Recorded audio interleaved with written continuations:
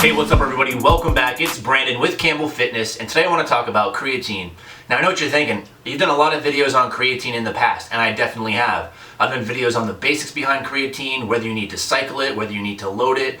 I thought I've covered all the bases on creatine, but despite that fact, I still get a lot of questions on it, and I wanted to make this video today to address something that I've been getting asked all too often recently.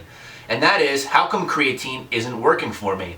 So based off my videos, I get a lot of comments of people saying they're going to try creatine, and then within 2 or 3 weeks I get another message from these people asking how come it's not working for them. So I want to take some time just to address this today. Now, as far as creatine goes, it's not a stimulant, so when you take it, you're not going to necessarily feel anything. Now, the major benefit behind taking creatine is that it helps with strength production in the long run. And the key term there is in the long run. So creatine doesn't have any acute effects. It's not like a beta-alanine that when you take it you might feel the tingles, or like caffeine when you take it where you might feel an energy rush. You're not going to necessarily feel anything when taking creatine. However, what most studies have shown is over time, strength production from people who take creatine is greater than those who do the same type of training without supplementing it in. So for example, a very popular study out there takes athletes and takes 2 groups of these people. In one group they're given creatine, and the other group they're given a placebo.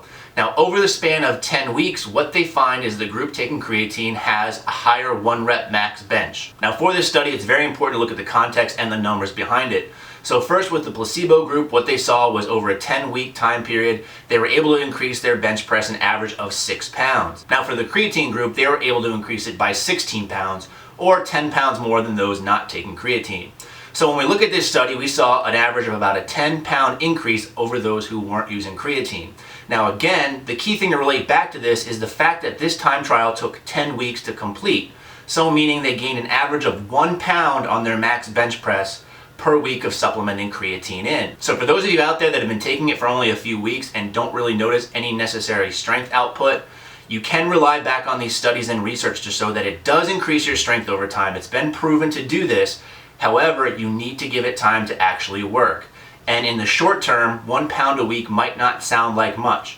But in the long term, looking at creatine supplementation and use and strength output, 10 pounds, 20 pounds, as compared to those not supplementing creatine, can really start to add up quick. This is also going to really relate back to my video on cycling creatine and how it's not necessary, because creatine's main benefits with strength productions is seen in the long-term usage. So before you go ahead and think that your creatine isn't working, I highly suggest you give it some time. One of the nice things about creatine is that if you get a good pure creatine monohydrate, you're not going to spend a lot of money, you're not going to break the bank, but the results it gives you will be proven if you allow it the proper time to do so. So I hope that clears up some of the concerns on creatine. I appreciate you guys watching, and as always, stay big.